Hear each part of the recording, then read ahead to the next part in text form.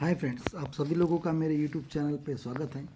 सबसे पहले आपको रिक्वेस्ट करूंगा कि मेरा चैनल सब्सक्राइब कीजिए और लाइक कीजिए और बेल आइकॉन जो है घंटी नुमा पोर्शन उसे क्लिक कीजिए ताकि आपको नए नए नोटिफिकेशन और इन्फॉर्मेशन मिलती रहे। तो दोस्तों, आज हम जो फार्मिंग जो खेती देखने जा रहे हैं वो भिंडी की खेती। तो दोस्तों, पारंपरिक खेती की तुलना में अगर से आप भिंडी या कोई भी सब्जी का अगर लगाते हैं तो उसमें आप बहुत सारा मुनाफा कमा सकते हैं, जो कि पारंपरिक धान की खेती, गेहूं की खेती, अरहर की खेती से नहीं कमा सकते। और यहाँ कैश क्रॉप है जो आपके हाथ में साल भर पैसे खेलते रहेंगे। तो दोस्तों, यहाँ जो आप भिंडी की बाग देख रहे हैं, यहाँ ड्रिप इरिगेशन के द्वारा सिंचित की जाती है। तो दोस्तों, सबसे पहले आपको खेत को फ्लैट कर लेने का है, प्लेन कर लेने का ट्रैक्टर से, और उसके बाद में बंड बनाने की है जिसकी हाइट ज़मीन तल से कम आधा से 1 फीट आप ऊंचाई रख सकते हैं। आधे से 1 फीट ऊंची ऐसी आपको सरिया तैयार करने की है, और जिसे बंड कह सकते हैं आप। और उन दो सरियों के बीच का डिस्टेंस 3 से 4 फीट चाहिए। तो जनरली ऐसी सरियों का मुंह, रो की दिशा सूरज की ओर डायरेक्शन से चाहिए। सूरज जिधर से निकल रहा है उधर से, ताकि पूरी सरियों को और पूरे पौधों को sunlight, photo sunlight, Surya Prakash जिसे कहते हैं, वह मिल सके। तो डायरेक्शन भी जो सरियों की है वहाँ भी बहुत निर्भर करती है।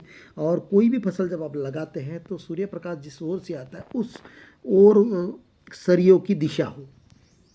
आप उसके बाद में आपको सरियों में लगाने के बाद सरियों के बीच में अगर से आप खोद कर 1 फीट गहराई में अगर से खत, गोबर खाद वगैरह, काऊ डंग का जो है ऑर्गेनिक मटेरियल, जो भूसा वगैरह का सड़ा हुआ कचरा जो खाद है, वहाँ अगर से आप 1 फीट गहराई में वहाँ पाल के बीच में से, यहाँ देखिएगा पाल, इसके बीच में से अगर लास्ट तक डालते हैं और उसे ढक देते हैं तो आपको लगभग 2 से 4 यानी 4 से 5 साल तक आपको गोबर खाद डालने की गरज नहीं। उसके बाद में ऐसी पॉलीथीन उस पर आपको ढक देने की, इसे कहते हैं मल्चिंग। आप देखते जाइए, यह मल्चिंग।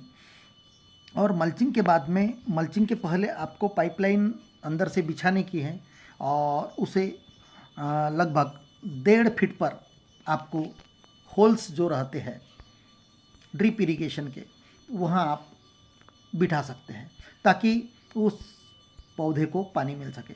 तो दोस्तों, यहाँ दो जो पौधे का डिस्टेंस है यहाँ पाल में, सरी में, वहाँ लगभग 1.5 से 2 फीट का चाहिए।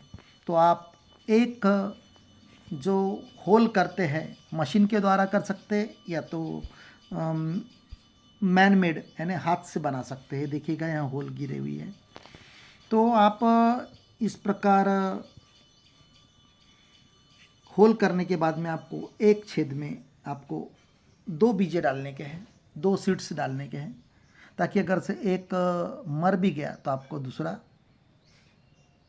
आपको फ्रूटिंग दे सकता है। परंतु जनरली 2 सीड्स आपको डालनी है, ताकि दोनों अगर से उग गए तो दोनों का आपको क्रॉप इन फ्यूचर मिल जाएगा।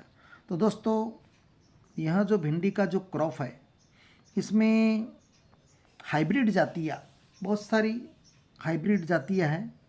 मार्केट में जाने के बाद में आपको एग्रीकल्चरल शॉपी में डिफरेंट वैरायटी की भिंडियों की प्रजातियाँ मिल जाएगी।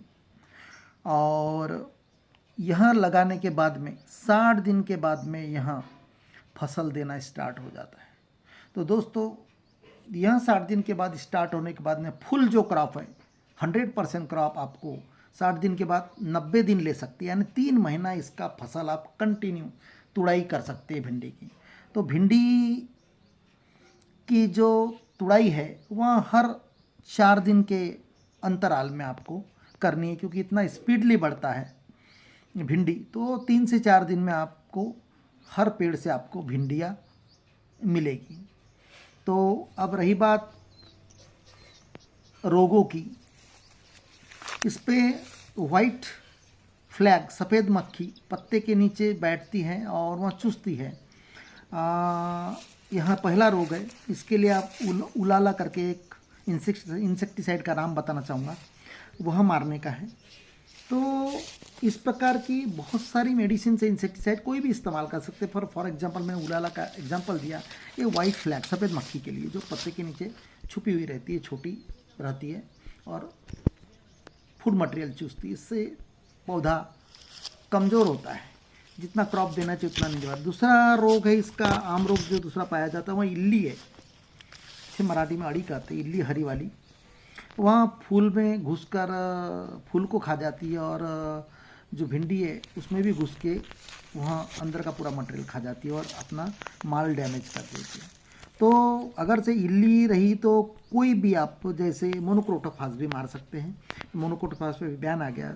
तो प्रोपेनोफॉस आप 5-5, 6-6 दिन के अंतराल में 2 स्प्रे आप कर सकते हैं, 5-5 दिन के अंतराल में। और बहुत ज़्यादा प्रमाण में अगर से इल्ली है और कंट्रोल नहीं हो रही प्रोपेनोफॉस से, तो कोरिजॉन करके इंसेक्टिसाइड है, उसका आप स्प्रे कर सकते हैं, क्या 2 स्प्रे। अगर से कंट्रोल हो गई तो दूसरा स्प्रे नहीं करने का। और एक विशेष बात बताना चाहूँगा कि जब कभी आप यहाँ स्प्रे करते हैं तो स्प्रे करने के बाद लगभग 5 दिन आपको यहाँ फल तोड़ना नहीं है, ख्याल में रखिएगा। अब रही बात पानी की, इरिगेशन की, आपको रेनी सीजन है तो दोस्तों पानी देने की कोई गरज नहीं है। और रेनी सीजन चाहे चलेगा, बरसात चलेगी, उसके बाद में आपको हर रोज़ आधा घंटा से 1 घंटा आपको पानी चालू करना है, क्योंकि ऑलरेडी ड्रिप इरिगेशन से पानी बाहर नहीं जाता, सिर्फ पौधे के पास में ही उसका ड्रॉप रहता है, वहाँ गिरते जाता है। तो अब रही बात खाद की, तो इसमें जनरली आप लिक्विड सल्फेट इस्तेमाल किया जाता है पाइप के द्वारा। इसमें 19 वाटर सोलूबल है, जो NPK कहते हैं, नाइट्रोजन फॉस्फेट और पोटेशियम। और दूसरी चीज़ पोटेश यूरिया, तो यह भी आप दे सकते हैं। और तीसरा है 1261 नाइट्रोजन और पोटेशियम। यहाँ फ्रूटिंग आने के बाद में आपको चलाना है, देना है।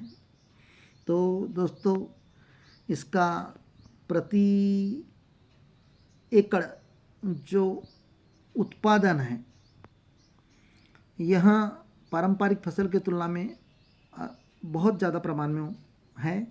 तो प्रति एकड़ इसका 1.5 से 2 लाख रुपया उत्पादन है।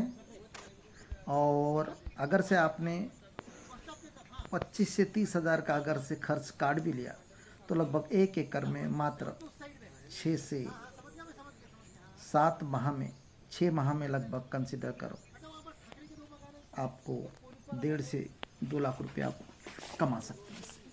तो दोस्तों इसका फुल क्रॉप आपको 3 माह तक मिलेगा, बता चुका हूँ। उसके बावजूद भी आप 3 माह कंटिन्यू तोड़ सकते हैं फसल। उसके बाद में आप 1-2 माह फिर ले सकते हैं अगर से पानी का अगर से साधन हो तो इस प्रकार दोस्तों पारंपरिक खेती से मुड़कर अगर से आप इस बागायती खेती की ओर अगर से आप मुड़ते हैं तो इसमें बहुत ज़्यादा प्रमाण में आपको प्रॉफिट मिलता है। तो दोस्तों यहाँ देखिएगा बाग, वहाँ नीचे से पाइप गया हुआ है जो ड्रिप इरिगेशन का, और एक छेद में 2-2 सीड्स डाली हुई है। तो इस प्रकार जो पॉलीथीन स्प्रे की गई है इसे मल्चिंग कहते हैं। तो पानी बाहर नहीं जाता, इससे कम पानी में ज़्यादा से ज़्यादा क्रॉप लिया जा सकता है, पानी का वेस्टेज नहीं होता। तो इस प्रकार अगर से आप यहाँ सिस्टम, सिर्फ इसका शुरुआत का लागत ही ज़्यादा लगता है।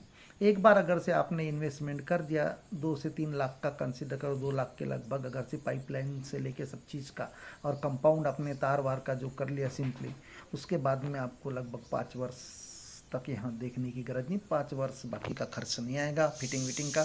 तो दोस्तों आपको यहाँ खेती बहुत अच्छी